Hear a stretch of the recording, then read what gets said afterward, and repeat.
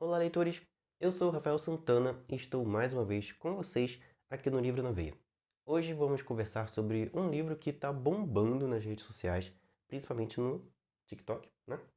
E ele não é um livro recente, não foi lançado há pouco tempo.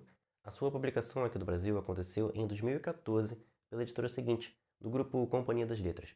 Naquela época, o livro teve sim o seu sucesso, e agora com o boom da divulgação de livros no TikTok, o livro voltou aos burburinhos. Tanto que a autora deu uma entrevista para a Maju Coutinho, lá no Fantástico, para comentar sobre o sucesso que o livro tem feito. E o livro é esse aqui, Mentirosos. Essa capa metálica, eu vou confessar para vocês que não é exatamente o meu gosto, né, quando se fala de capas. Porque acontece uma coisa muito chata, né? Ficam vários riscos, principalmente para quem carrega o livro para tudo que é lugar, como é o meu caso, acaba riscando, né, a capa. E aí fica meio esquisito, né? Fica um aspecto meio de velho, digamos assim, no livro. Mas problemas de capa à parte, a história, o conteúdo que tem aqui dentro é chocante, hein? Esse vídeo vai ser dividido em duas partes. A primeira, para quem está conhecendo Mentirosos agora, para quem ainda não leu o livro, não sabe do que se trata. E a segunda parte, para quem já leu o livro, onde eu vou comentar um pouquinho sobre o que acontece, né, mais para o final e o que está implícito, né? Ou, na verdade, explícito naquilo que aconteceu aqui, na mensagem que eu, pelo menos, né, interpretei dos acontecimentos do final do livro. A autora Ilke Hart, ela não escreveu apenas esse livro, tá, gente? Ela tem outras 3 histórias. A primeira delas foi O Histórico Infame de Frank Landau Banks. Depois, a editora seguinte também trouxe o livro Mentirosos. Algum tempo depois, foi a vez de Fraude Legítima. E mais recentemente, um prelúdio de Mentirosos, chamado Família de Mentirosos. Bom, para você compreender mais da história de Mentirosos, você precisa entender quem são os Sinclair, que é a família top de linha que a gente tem aqui na história. Eles são uma família bem abastada, bem rica, que tem o Harris como patriarca e a Typer como matriarca. Esse casal teve 3 filhas, a Penny, a Carrie e a Bess, e cada uma delas tiveram seus respectivos filhos. A Cadence, que é a protagonista do livro e também a narradora, em primeira pessoa, ela é a neta mais velha. Atualmente na história ela tem 17 anos. Porém, um acidente, algo muito sério aconteceu com ela quando ela tinha 15 anos. E ela sempre cita esse momento da sua vida como o verão dos 15. Por que o verão de uma determinada idade? A Cadence e, né, o Sinclair em geral, eles sempre se reúnem no verão, eles passam os meses do verão numa ilha particular que pertence à família. Nessa ilha particular existem 4 mansões, e a principal delas é a Claremont, que pertence então ao Harris e à Typer, né, que são os chefes dessa família. E essa mansão, né, a Claremont, é o símbolo máximo de poder dos Sinclair. A alta sociedade de Nova York, de Boston e tudo mais, vê os Sinclair como uma família perfeita. Eles são lindos, brancos, loiros, ricos, que vestem do bom e do melhor, que vivem, né, em casas incríveis e que possuem, né, históricos, digamos assim, fabulosos. Mas, como toda família, eles também têm seus dramas, têm seus defeitos e também seus segredos. Um dos maiores defeitos do Sinclair é que as 3 filhas, né, a Penny, a Carrie e a Bess, todas elas, por algum motivo, possuem casamentos fracassados. A mãe da Cadence, que é a principal, acabou de perder o marido. Ele simplesmente largou ela e foi morar com outra mulher, bem no comecinho do livro. E isso deixou a Cadence completamente desolada, completamente devastada. Já a Carrie acabou se relacionando com outro homem, né? Houve então ali uma traição, até onde eu compreendi na história. E ela agora está se relacionando com um tal de Ed, que tem ascendência indiana. E ele tem um sobrinho, chamado Get, que se torna o melhor amigo de Johnny, que é primo da Cadence. Eu vou usar a árvore genealógica que tem aqui no comecinho do livro para explicar para vocês quem é quem, tá? Nessa família. Então a gente tem o patriarca e a matriarca, né, do Sinclair, que são o Harris e a Typer. Deixa eu abrir aqui. Não sei se vocês vão conseguir ver. Eles tiveram as 3 filhas, né? A Carrie, a Bess e a Penny. A Carrie se tornou mãe do Johnny e posteriormente do Will. A Bess teve a Miriam, que é a sua filha mais velha. Depois teve duas meninas gêmeas, a Liberty e a Bonnie. E depois um garoto chamado Taft. E a Penny teve a Cadence, que foi a primeira de todas as netas a nascer. Então, teoricamente, a Cadence é a princesinha da família, né? É ela que vai herdar todos os bens dos Sinclair. Ela que vai ser a primeira na linhagem real dos Sinclair, digamos assim. E a vida deles era quase perfeita. Todo verão, os Sinclair se reuniam, né? Cada um em sua determinada mansão, ali na ilha, para aproveitar tudo que a riqueza tem de bom. E esses netos, né? Os mais velhos, eles formam um grupo chamado Mentirosos, que dá título ao livro. São eles a Cadence, a Miriam e o Johnny. E também o Get. Esse Get, ele, assim como o Ed, ele possui ascendência indiana. E ele não vem de, né, nenhuma família rica. Ele é uma pessoa normal, digamos assim. Então esses quatro adolescentes, a Cadence, que é a protagonista, a Miriam, o Johnny e o Get, formam então esse grupo, os Mentirosos. E eles são super amigos ali durante o verão. Cada verão que eles acabam se encontrando. Porém, num determinado verão, o verão dos 15, a Cadence começa a se apaixonar cada vez mais, digamos assim, né? Porque ela já meio que estava balançada ali pelo Get. E ele acaba se tornando, então, né, o primeiro grande amor da vida dela. E como toda adolescente, né, ela acha que ele vai ser o primeiro e o único grande amor da vida dela. É literalmente um amor platônico. Só que, claro, né, tem que ter um draminha no meio, né? O Get aparentemente tem uma namorada chamada Raquel. Então, como que vai rolar, né, essa relação dos dois? Como é que a Cadence, vai ter algo a mais com ele se ele já está comprometido contra a garota? Mas os sentimentos, tanto dela por ele quanto dele por ela, acabam falando mais alto, né? E vai rolar sim aí um tchan-tchan-tchan, né? Uma paixonite durante o verão dos 15. O que vai rolar também é um fato, né? Que na história é até meio abrupto, né? Ele quando chega, chega assim, meio que de repente. A gente fica até meio perdido. Peraí, o que estava acontecendo aqui? Né? Tava assim, agora a história tá assado, o que rolou aqui que eu tô perdendo alguma coisa. A Cadence, num determinado dia, né, ela é encontrada na praia que tem ali, né, na ilha. Aparentemente, ela se afogou e bateu a cabeça em alguma pedra por ali. E ela estava com poucas roupas. Na verdade, só com as roupas de baixo. Depois desse acidente, a Cadence meio que teve alguns casos de amnésia. Ela não se lembra de praticamente nada que aconteceu naquele verão. Principalmente o que aconteceu antes desse acidente com ela. E por causa dessa batida que ela teve na cabeça, né, desse ferimento, desse impacto que ela sofreu na cabeça, ela passou a ter também dores de cabeça terríveis. E por causa dessas dores de cabeça, ela acabou se tornando dependente de alguns remédios. E eles, inclusive, nem estão fazendo efeito mais. Sempre tem alguns momentos em que as enxaquecas da Cadence se tornam insuportáveis. E ela, depois do verão dos 15, o verão dos 16, ela não voltou para a ilha. E chegamos então ao verão dos 17, que é o momento em que a história está acontecendo, né? Está no seu tempo atual. Se passaram então 2 anos desse acidente, em que a Cadence passou a ter amnésia de alguns momentos que ela viveu ali naquele verão, dos 15, e também passou a ter essas dores de cabeça horríveis. E claro, 2 anos também que os seus pais estão separados. Agora, com 17 anos, a Cadence volta com a família para a ilha. Tem alguma coisa muito errada no ar. Ela, ao mesmo tempo, não se lembra das coisas que aconteceram no verão dos 15, e as pessoas da família, né, suas tias, seus primos, seu avô, a avó, né, a Typer, infelizmente já faleceu, né, nesse meio tempo, e ela, a Cadence, no caso, tenta entender por que que, aparentemente, eles estão escondendo alguma coisa dela. Ela quer saber o que aconteceu, né, no verão dos 15, ela quer saber por que que ela estava com só as roupas de baixo, né, quando ela se afogou, como que ela foi parar lá na praia, por que que ela estava lá, né, à noite, e como que ela bateu a cabeça. Esse acidente teve início por quê?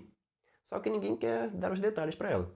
Todos dizem a mesma coisa, você precisa descobrir, precisa se lembrar sozinho. Vários dramas surgem ao longo da história, entre eles o drama da Cadence e do Get. Eles estão com a relação aí meio abalada, até porque nesses 2 últimos anos a Cadence não voltou para passar o verão na ilha.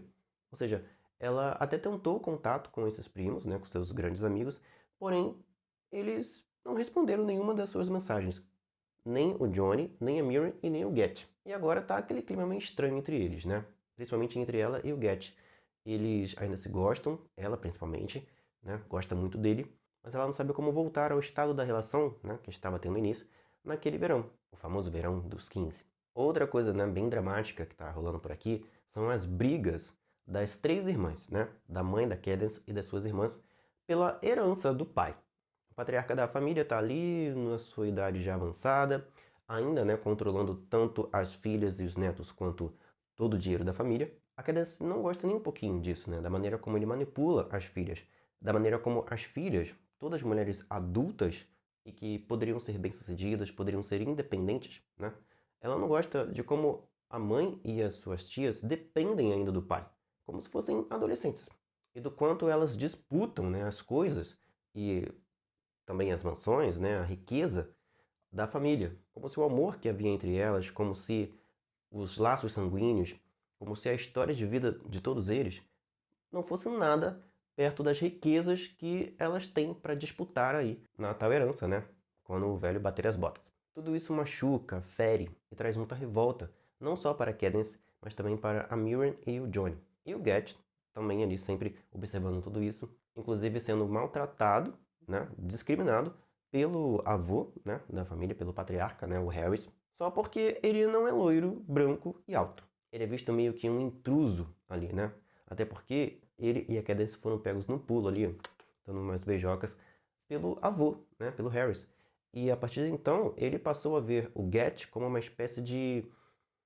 Peraí, ele tá querendo tirar de mim, né, a coisa mais preciosa que eu tenho, que é a minha neta, a minha primogênita. Como é que ele se atreviu a fazer um negócio desses?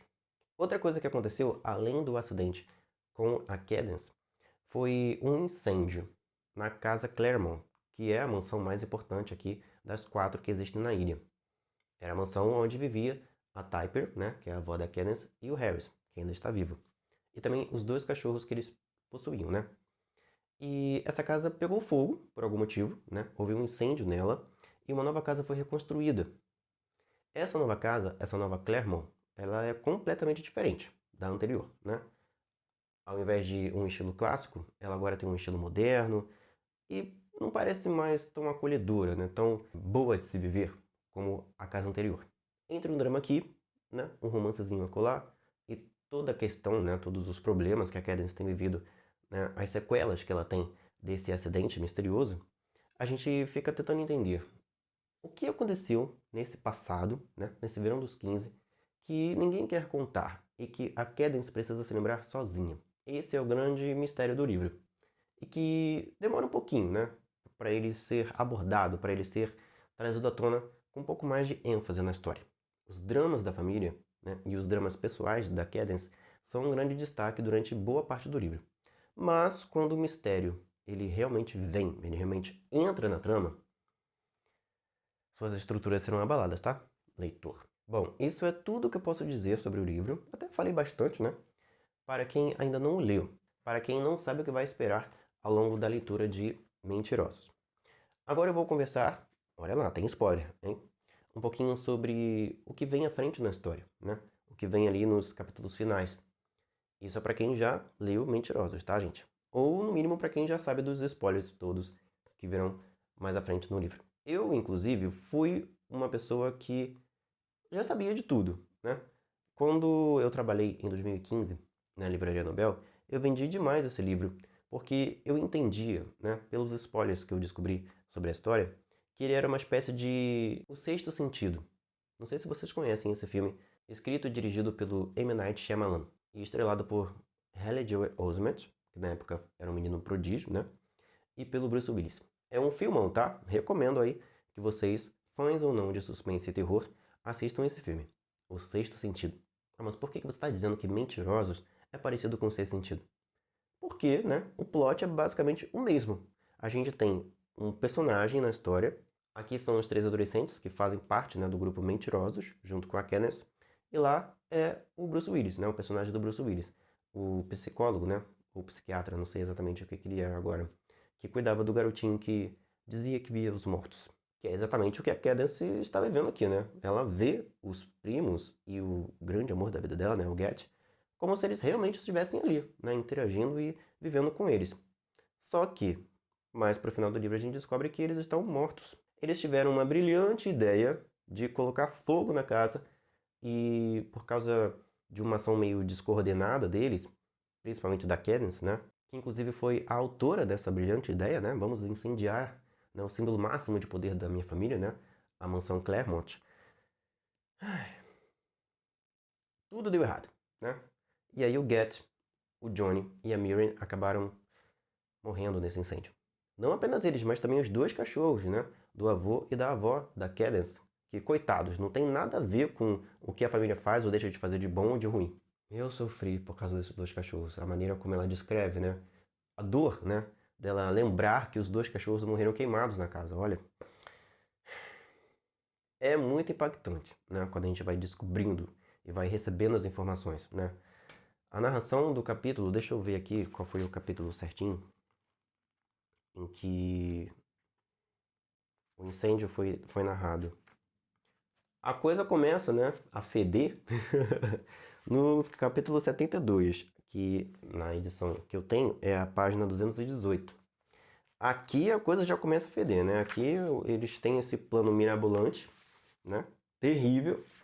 E a partir dali eu já, mesmo já sabendo dos spoilers, né? Já imaginava aqui que alguma coisa não ia dar muito certo aqui, nessa história. É o capítulo 80, aqui na página 241, que traz a grande revelação, né, da tragédia que aconteceu aqui. E a partir dali é só sofrimento, só dor, só tristeza, só coração, né, arrebentado. Se eu que sabia, né, já dos spoilers, sofri, né, fiquei impactado com essa leitura, imagina quem está lendo pela primeira vez. E quem não fazia ideia, né, do que estava para acontecer. É complicado. Eu, particularmente, acho uma grande idiotice, né, principalmente jovens, que nasceram numa boa família, que têm uma boa condição, acharem que vão revolucionar o mundo, que vão se tornar uma Katniss da vida, lutando contra aquilo que as tornam, né, o que elas são. Tipo assim, é o que acontece na história. A Cadence, ela é rica, né? É de uma boa família e tudo mais. Boa financeiramente falando, né? Porque no quesito estrutura familiar a coisa tá péssima, né? Ali pro Sinclair. E ela decide o quê? Ah, eu vou me revoltar, né? Eu vou acabar com o símbolo máximo de poder, né? De riqueza da minha família. Vou botar fogo na mansão do meu avô. Como se isso, né? Se esse ato de revolta, né? Se esse crime é perfeito, como ela diz no livro, fosse mudar a família. Fosse mudar o modo de pensar da mãe, das tias, do avô. Como se isso fosse transformá-los, né? Da água para o vinho. E não transformou. Não mudou nada. A única coisa que essa ideia, né? Idiota acabou causando na família Sinclair foi uma tragédia, né? Duas grandes perdas, no caso três, né? O Get não era da família, mas também acabou sofrendo ali no meio do assunto. Fora os dois cachorros, né? Não podemos esquecer deles. Ou seja, foi uma grande ideia idiota. Não se combate uma injustiça, né? Ou um problema criando outro problema. Quando você quer combater alguma coisa ruim, né? Alguma coisa que você acredita que está errado, você não pode criar outro erro. Você tem que pensar numa solução. Qual seria a solução aqui na história, né? Em vez de fazer essa grande idiotice, de agir por impulso, de agir achando que, olha, eu tenho 15 anos de já sei tudo do mundo da vida. Não, com 15 anos você não sabe tudo do mundo da vida. E eu digo isso, né, com toda a clareza, né, de alguém que tem 33 anos, tá? É só depois ali dos 20, 25 que você vai começar a compreender como o mundo é e o que você... qual o motivo da sua existência, né? E o que você pode fazer de concreto, de real, de sólido, né? De substancial, vou usar o máximo possível aqui de adjetivos, né? De realmente transformador, né, na sociedade. Só ficar, né, no campo das ideias, ou só ficar digitando regras, né, cagando regras no Twitter, ou só ficar fazendo protesto, coisa do tipo, não resolve nada. O que resolve é ação. e ação com inteligência, tá? O que resolve é pensar com clareza e agir assim que tiver uma oportunidade. Eu, né, claro, tem toda a questão da maturidade, né? Aos 15 anos é muito difícil ter maturidade necessária para se tomar boas decisões, né? Não tô, não tô generalizando, tá? Tem adolescentes muito maduros, né, com 15 anos, mas a grande maioria não, né? Isso a gente sabe muito bem, que a grande maioria, né, ainda tem os parafusos meio soltos, né? Ainda precisa de mais maturação, mais lapidação da vida, digamos assim. Foi exatamente isso que faltou para eles, né, para os mentirosos. Lapidação. Verem o mundo, conhecerem o mundo. Pelo fato deles viverem numa bolha, né, onde tudo é perfeito, onde tudo funciona, né, nos seus mínimos detalhes, né? Eles não sabiam muito do mundo ainda. Eles sabiam da vida deles, né? Da perspectiva deles. E da perspectiva que o Goethe acabava trazendo, né? Uma perspectiva meio revoltada, até.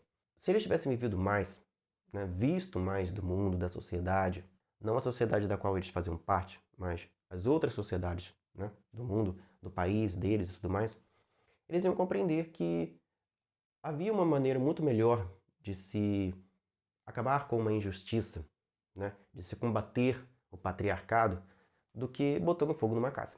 Por exemplo, quando o Harris, né, o avô deles, morresse, eles iam herdar toda a fortuna dele. E aí sim, né, eles poderiam fazer alguma coisa concreta com aquela riqueza. Usar aquela riqueza para algo realmente bom na sociedade. Ah, se eu quero combater, né, os privilégios da minha família, eu não vou combater os privilégios da minha família diminuindo, né, dando prejuízo financeiro para minha família. Que logo logo a minha família vai lá e vai recompor, né, vai recuperar. Não, eu vou usar esses privilégios para fazer o bem para outras pessoas, né? Eu vou repartir esses privilégios com outras pessoas. Se eu tenho R$ 1 milhão na conta, eu posso usar uma parte desse R$ 1 milhão para construir uma casa para quem não tem, para construir uma creche, para financiar, né, um estudo para se descobrir a cura de alguma doença.